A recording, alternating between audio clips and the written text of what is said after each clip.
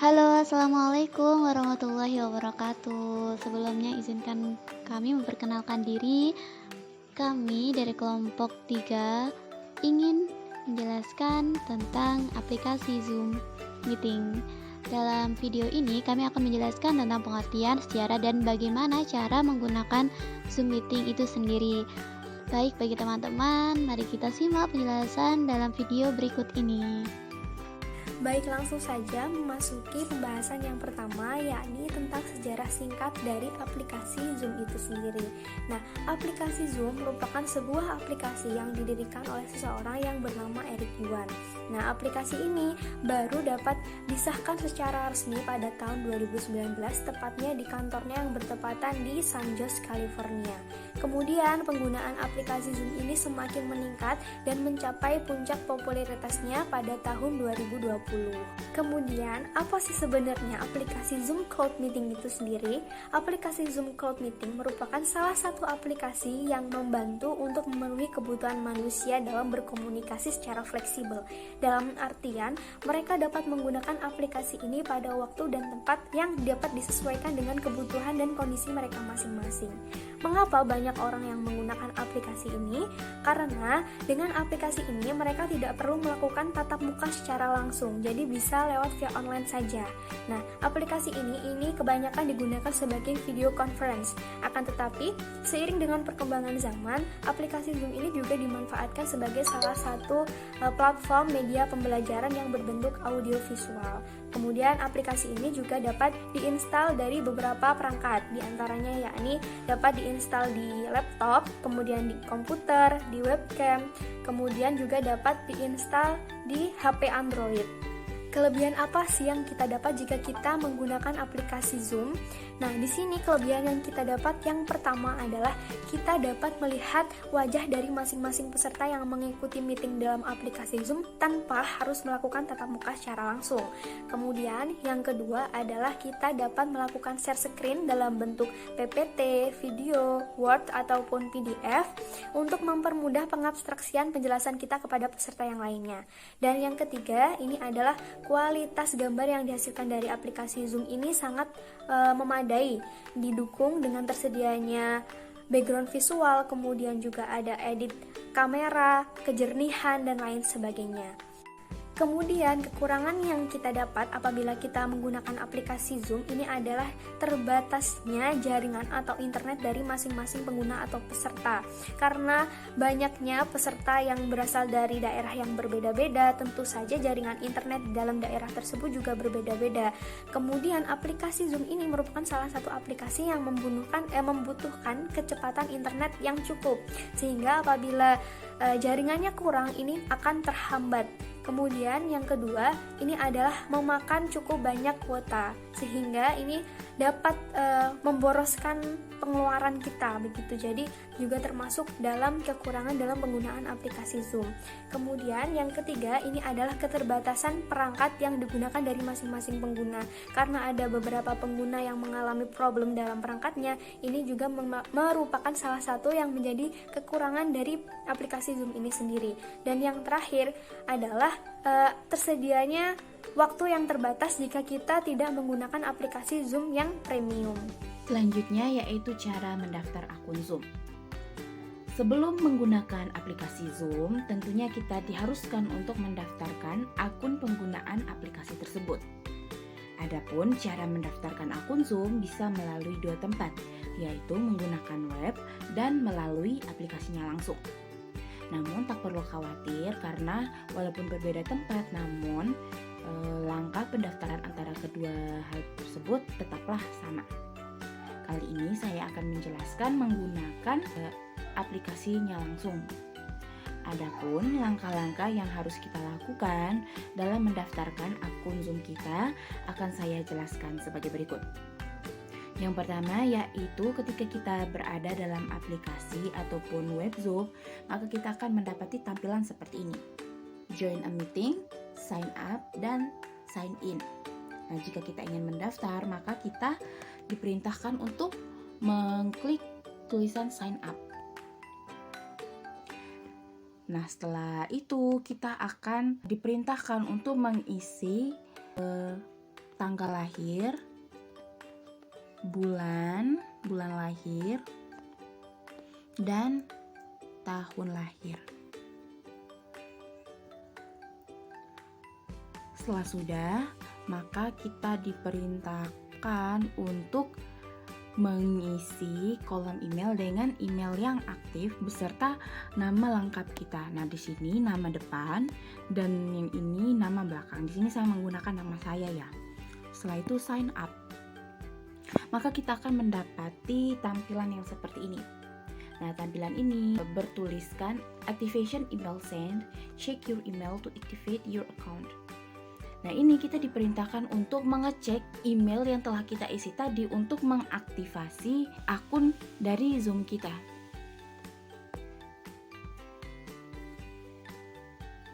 Nah, seperti ini, maka kita akan mendapat pesan seperti ini. Lalu, sign in. Nah, aplikasi tadi mengarahkan kita, maksudnya email tadi mengarahkan kita ke browser untuk membuat password baru. Dan saya sudah mendaftar, maka tampilannya akan seperti ini. Bagaimana caranya join di aplikasinya? Nah, kita ke aplikasinya. Setelah itu, klik sign in. Nah, maka tampilannya akan seperti ini. Nah, kita diperintahkan untuk mengisi email address dengan alamat email kita yang telah kita daftarkan tadi beserta sandi yang telah kita buat pada akun Zoom kita ya. Setelah itu sign in.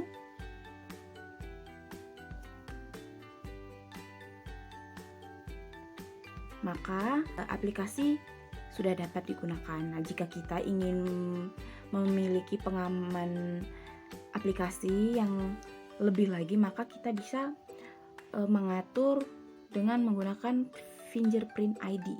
Namun di sini saya tidak menggunakan fingerprint ID, maka saya akan klik cancel. Nah, jika sudah, maka tampilan dari aplikasi Zoom kita seperti ini. Cara join meeting Zoom gitu, atau cara bergabung ke Zoom meeting. Adapun langkah-langkah dalam penggunaan atau bergabung ke sebuah meeting dari Zoom, yaitu yang pertama, ketika kita sudah membuka aplikasi ataupun website dari Zoom, maka terdapat beberapa icon ya yang disajikan. Setelah itu pilih menu yang tertulis join a meeting atau join. Jika sudah, maka kita akan diperintahkan untuk mengisi meeting ID yang telah dibagikan oleh admin sebelumnya. Nah, di sini jika kita tidak memiliki meeting ID, maka kita bisa mengganti dengan join with a personal link name. Di sini ya. Setelah itu pada kolom ini kita diperintahkan untuk mengisi nama lengkap kita. Di sini saya memakai nama lengkap saya sendiri. Jika semua sudah terisi, maka klik join agar bisa bergabung ke meeting Zoom yang dituju gitu. Selanjutnya yaitu cara membuat Zoom meeting sendiri. Nah, jika di sini kita berperan sebagai seorang admin atau orang yang akan membuatkan Zoom meeting atau ruang meet, maka langkah yang dapat kita lakukan yaitu yang pertama, membuka aplikasi atau website dari aplikasi Zoom gitu. Setelah itu, login pada Zoom apabila belum memiliki akun. Jika sudah, maka tampilannya akan seperti ini ya. Jika sudah masuk, maka pada icon-icon yang telah disediakan ini, klik new meeting agar dapat membuat ruang meet baru. Jika ingin langsung membuat sebuah meet, maka kita bisa langsung mengklik start a meeting.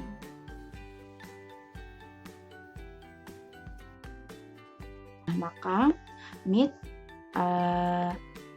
akan bisa digunakan. Namun bagaimana jika kita ingin membuat meet namun tidak digunakan pada saat itu? Maka kita dapat menggunakan fitur scheduled meeting. Ini pada icon di samping join ada icon bertuliskan schedule. Nah, di sini kita bisa mengatur atau menjadwalkan Meet yang akan kita gunakan gitu. Nah, seperti ini. Kita bisa mengatur pada pukul berapa kita akan menggunakan Meet tersebut atau Meet tersebut akan dimulai.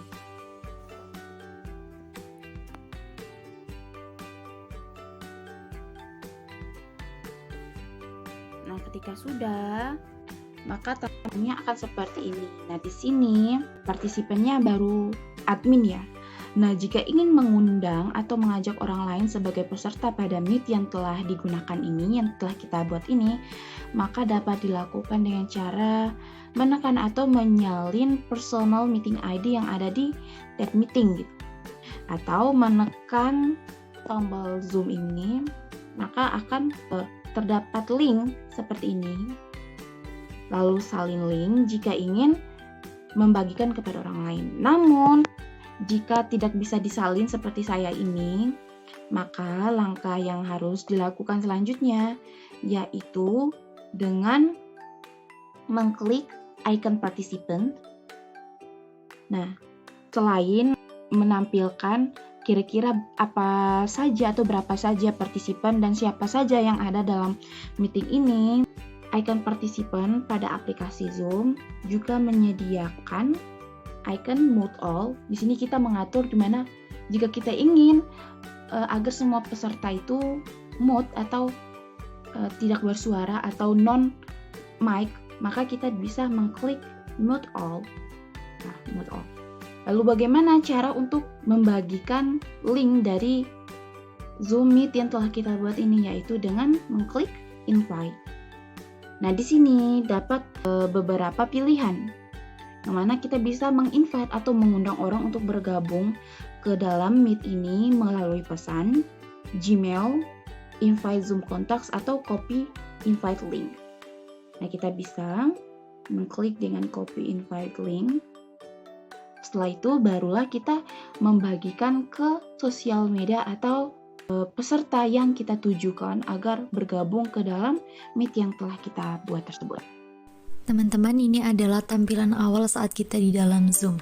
Fitur-fitur yang harus kita ketahui yaitu seperti record itu digunakan untuk kita melakukan perekaman layar saat kita melakukan presentasi atau saat kita membutuhkan. Dengan cara mengklik tombol record, kemudian akan muncul tanda record itu sendiri.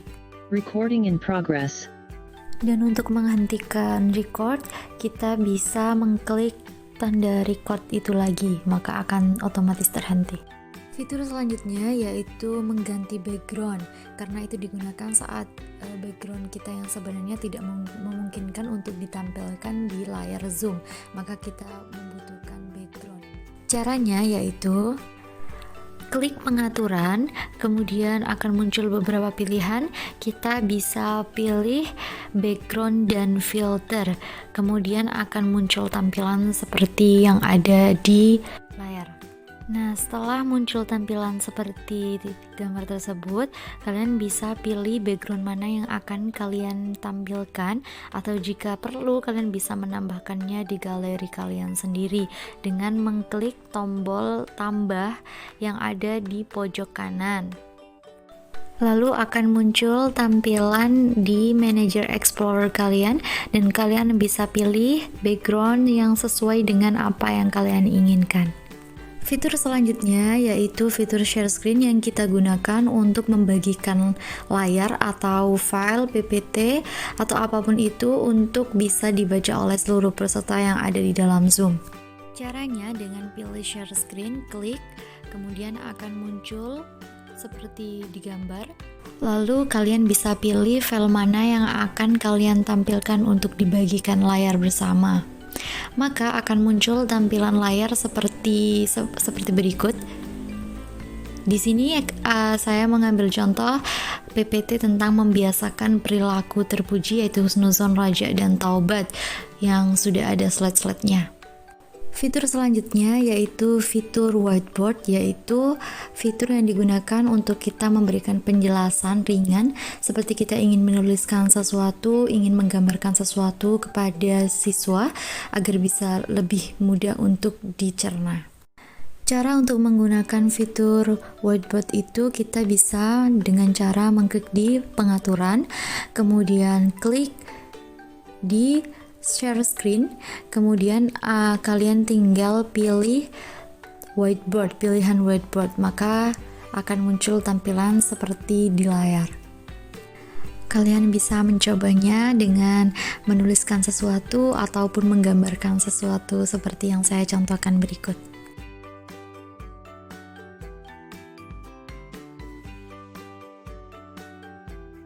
Oke, selanjutnya yaitu fitur room chat di mana kita bisa menuliskan atau mengetikkan sesuatu di dalam kolom chat agar bisa diketahui oleh para peserta lain. Caranya sebagai berikut, dengan klik tombol chat, icon chat, kemudian kalian bisa menuliskan sesuatu, misalkan di sini dicontohkan dengan Assalamualaikum, kemudian kalian klik kirim, kemudian bisa juga kalian membalas dengan Waalaikumsalam atau dengan kata-kata lain yang kalian butuhkan. Oke, selanjutnya yaitu fitur di mana kita bisa mengirimkan emote atau icon raise hand untuk bertanya, misalkan, atau icon-icon lainnya dengan cara mengklik tombol reaction atau icon reaction, kemudian kalian bisa pilih sesuka hati kalian mana yang kalian butuhkan, maka akan muncul apa yang akan kalian sampaikan kepada peserta lain yang ada di dalam Zoom, contohnya seperti yang ada di layar. Oke, fitur selanjutnya yaitu fitur dasar yang seharusnya sudah kita ketahui, yang sebelumnya mohon maaf saya sampaikan di akhir. Jadi untuk kita mengemukakan pendapat, kita mau membicarakan sesuatu, maka kita perlu untuk mengklik tombol mikrofon yang ada di dalam Zoom agar kita bisa berbicara dan itu bisa didengarkan oleh peserta yang ada di dalam Zoom. Jika di tombol tersebut, di icon tersebut tidak ada tanda merah, maka berarti kita walaupun berbicara tidak akan bisa didengar. Tapi jika tidak ada tombol merah, kita klik lagi, maka kita bisa didengar oleh peserta yang lain. Begitupun juga jika kita ingin menampakkan wajah kita beserta background kita, maka kita bisa mengklik fitur yang ada tombol gambar kameranya. Jika kita tekan akan ada tombol garis merah. Jika ada garis merah, maka itu kita tidak terlihat oleh peserta lain. Namun jika tidak ada garis merahnya, alias kita klik lagi, maka kita akan terlihat oleh para peserta lainnya. Fitur selanjutnya yaitu fitur partisipan, di mana kita bisa mengetahui berapa orang yang ikut di Zoom atau siapa saja yang ikut di Zoom. Baik, selanjutnya kita akan membahas tentang pengaturan lanjutan di aplikasi Zoom. Jadi ya, kita tahu bahwa tampilan di laptop dan juga tampilan di HP itu kan nggak berbeda, nggak jauh beda gitu. Nah, kalau di laptop kan kayak gini tuh langsung jadi satu, kayak security, partisipan, chat, share screen, record, terus reaction, dan FPPS. Tapi di sini di HP itu nanti itu bagian security, chat, meeting, setting, YouTube itu bisa kalian temui di titik 3 itu. Dan untuk cara settingannya itu juga sama aja, yang di laptop juga sama yang di HP itu sama aja. Nah, nggak usah lama-lama, ayo kita langsung bahas tentang security. Apa aja sih yang ada di security itu yang bisa kita set? Nah, di sini itu ada dua tampilan ya. Tampilan yang pertama itu itu tampilan yang ada di laptop, karena kalau di record itu nggak bisa muncul kayak gini. Nah, yang putih ini itu dari HP, nggak beda jauh kan, ada lock meeting, ada waiting room, ada hide profile, out profile pictures. Intinya itu keduanya itu sama, nggak ada bedanya. Nah, jadi kita langsung aja bahas yang ada di security ini apa aja satu persatu. Oke, yang pertama kita akan bahas tentang lock meeting. Lock meeting itu maksudnya ketika ini diaktifkan, itu nanti peserta yang ingin masuk melalui link Zoom yang sudah diberikan oleh host itu nggak bakal bisa masuk. Jadi ini itu kayak mengunci meeting, nggak ada yang bisa masuk gitu. Tetapi kalau sudah di nonaktifkan itu nanti pesertanya bisa langsung masuk. Itu fungsi dari log meeting. Nah, selanjutnya yaitu enable waiting room. Nah, maksud enable waiting room ini partisipan yang mau masuk ke Zoom itu harus menunggu dulu buat di admit, diizinkan sama hostnya. Kayak ini kan Ana Dwi Lestari ini kan mau masuk room kan. Nah, ini tuh harus diizinkan dulu. Jadi harus di admit seperti ini. Ini kan ada tulisan admitnya. Nah, itu di admit atau di remove itu bakal ditolak. Nah, itu di admit. Dan dia itu sudah bisa masuk di room Zoom. Tapi jika ini enable waiting roomnya ini dinonaktifkan, itu nanti peserta yang mau masuk itu bisa langsung masuk ke room Zoom tanpa meminta persetujuan terlebih dahulu kepada hostnya. Nah, itu fungsi dari enable waiting room. Selanjutnya kita akan bahas tentang hide profile pictures. Nah, maksud di sini itu ketika settingan dari hide profile pictures ini diaktifkan, nanti tampilan di partisipan itu nggak bakal ada picturesnya. Kayak contohnya ini, sebentar, coba kita aktifkan dulu pengaturan dari hide profile picturesnya. Nah, itu tampilannya nanti seperti ini. Jadi foto profilnya itu nggak bakal kelihatan, udah kayak nama aja gitu aja. Nah, itu fungsi dari hide profile pictures di Zoom. Nah, kemudian kita akan bahas tentang share screen. Nah, di sini allow participant to share screen-nya ini kan nggak diaktifkan.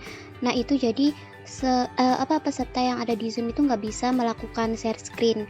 Jadi yang bisa melakukan share screen itu hanya hostnya aja.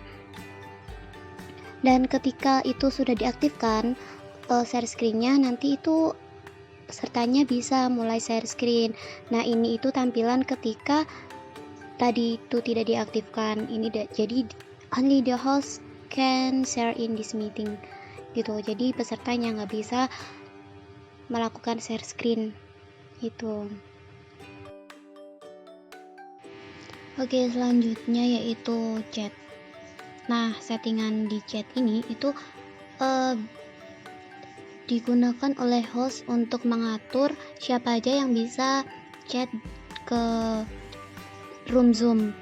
Nih, ini kalau diaktifkan itu nanti bakal kayak gini, chat disable itu. Jadi nggak bisa chat ke Zoom-nya. Untuk pesertanya, peserta nggak bisa chat ke siapapun, entah itu privately atau ke public, ke everyone itu nggak bisa. Nah, tapi kalau sudah dinonaktifkan itu nanti bakal kayak gini tampilannya. Jadi bisa chat, mulai chat untuk peserta Zoom-nya. Nah, kemudian yang selanjutnya yaitu rename themselves.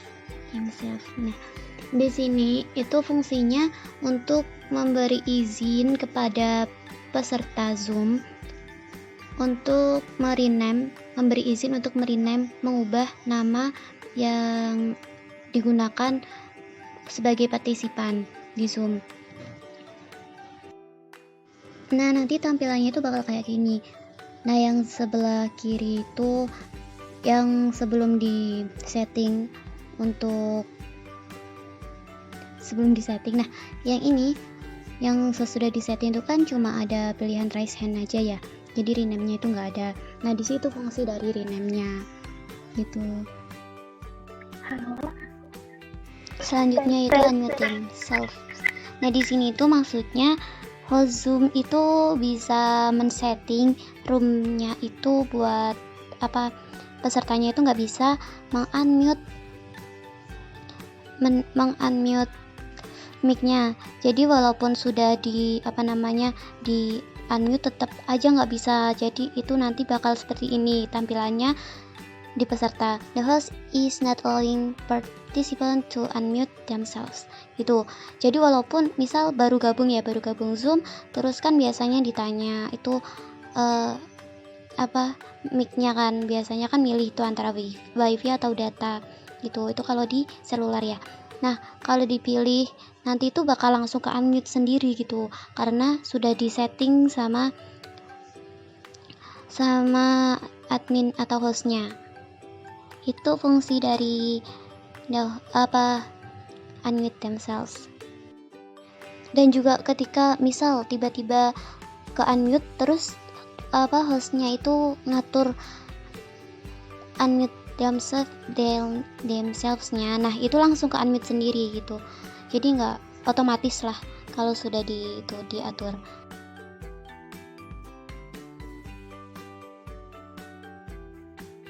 Selanjutnya yaitu start video. Nah di sini itu host akan mengizinkan atau tidak untuk pesertanya menyalakan videonya. Nah ketika itu tidak diizinkan, nanti itu tampilannya akan seperti di samping kiri. You cannot start your video because the host bla bla bla dan seterusnya itu. Dan kemudian jika diizinkan itu nanti videonya akan muncul dan tampilannya akan seperti di samping kanan untuk pesertanya. Jadi maaf banget kayak belibet gitu ya aku jelasinnya, tapi semoga kita bisa paham maksud dari apa yang saya katakan tadi. Selanjutnya itu remove participant. Nah di sini tuh maksudnya host itu bisa mengeluarkan peserta dari room Zoom. Jadi contohnya ini saya ambil Ana Dwi Lestari di sini. Nah itu ketika kita mengatur remove kan biasanya di partisipan. Nah di sini itu remove.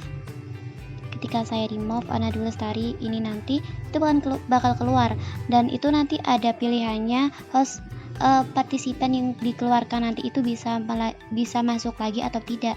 Nah ketika tidak itu tampilan di peserta akan seperti ini. You are unable to rejoin this meeting because you are previously removed by the host. Jadi nggak bisa masuk lagi walaupun nyoba berkali-kali gitu. Oke, jadi yang ada di security kita udah bahas sampai habis ya.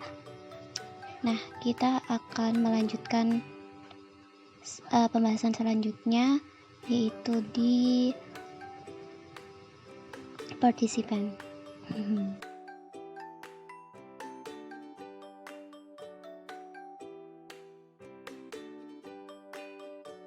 Oke, jadi tampilan di participants itu seperti ini ya. Nah nanti di itu ya, ini misal ada yang unmute. Nah ini kan anak kan ini unmute kan. Nah kalau di mute all di sini itu nanti akan ke unmute sendiri. Nah seperti ini. Itu ada menunya kan. Nah di titik 3 ini itu menunya kayak di pengaturan security tadi untuk izin enggaknya peserta on mic atau on kamera kayak gitu. Nah ini itu di di partisipan itu kan biasanya ada mute dan more. Nah mute di sini itu berfungsi untuk unmute peserta yang awalnya tidak meng-unmute mic-nya. Nah di more itu ada menu lain. Menunya ini ada chat, ask to start video, pin, make host, rename, but in meeting room, remove, record itu. Nah untuk chat ini tuh berfungsi untuk jika ingin mengirim pesan ke orang privately ya, private, nggak public, nggak ke everyone. Nah kemudian ask to start video itu host itu meminta partisipan untuk memulai videonya, membuka kameranya gitu. Kemudian ada juga pin, kemudian ada make host. Nah di sini host itu bisa memberikan tugasnya ke peserta Zoom lain yang dipilihnya buat jadi host. atau buat jadi CO host itu juga bisa. Nah, di sini ada rename. Rename itu host itu bisa merename nama partisipan di sini gitu. Nah, kemudian ada add in waiting room, kemudian ada remove. Nah, ini contoh dari rename ya.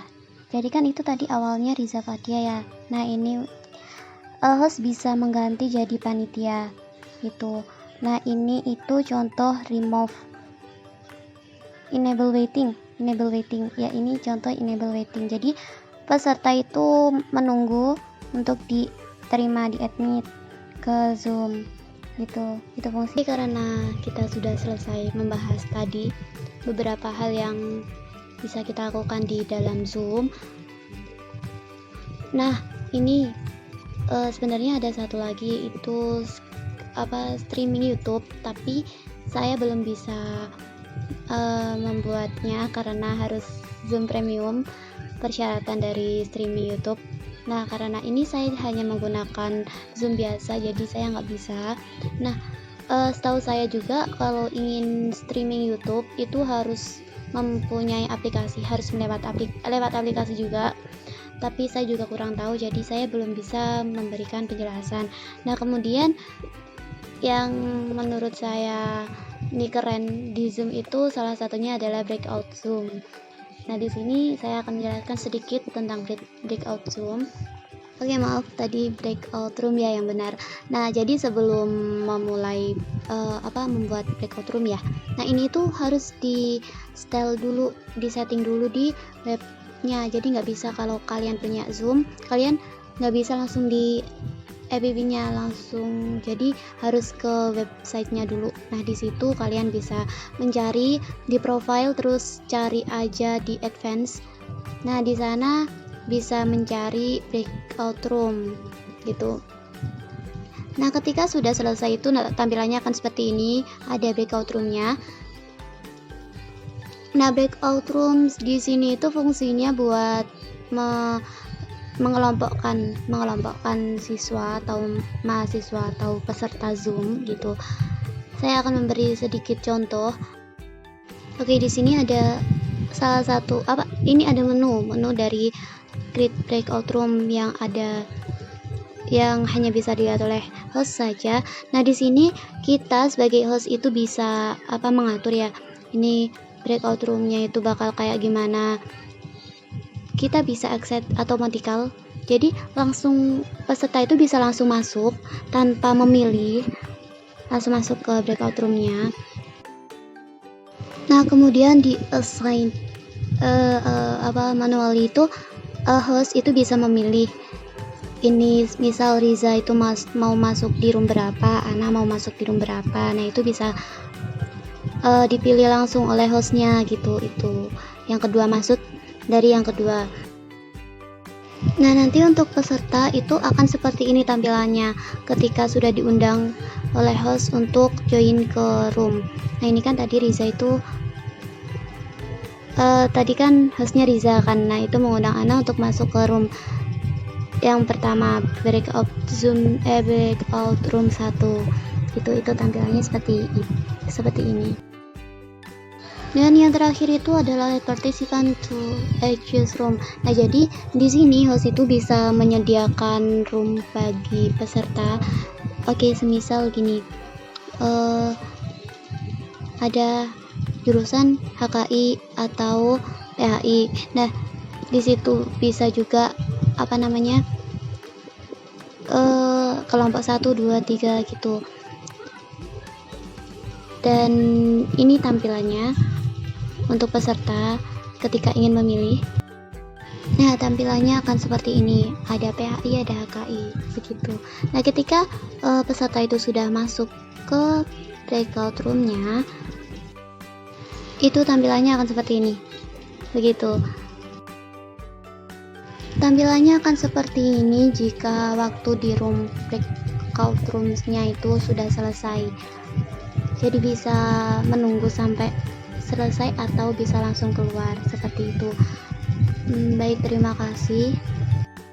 atas perhatian teman-teman semua. Semoga apa yang kami sampaikan dalam video ini dapat diambil manfaat bagi teman-teman semua. Dan kami mohon maaf apabila ada salah dalam memilih kalimat dan kurang jelas dalam memberikan penjelasan. Terima kasih. Wassalamualaikum warahmatullahi wabarakatuh.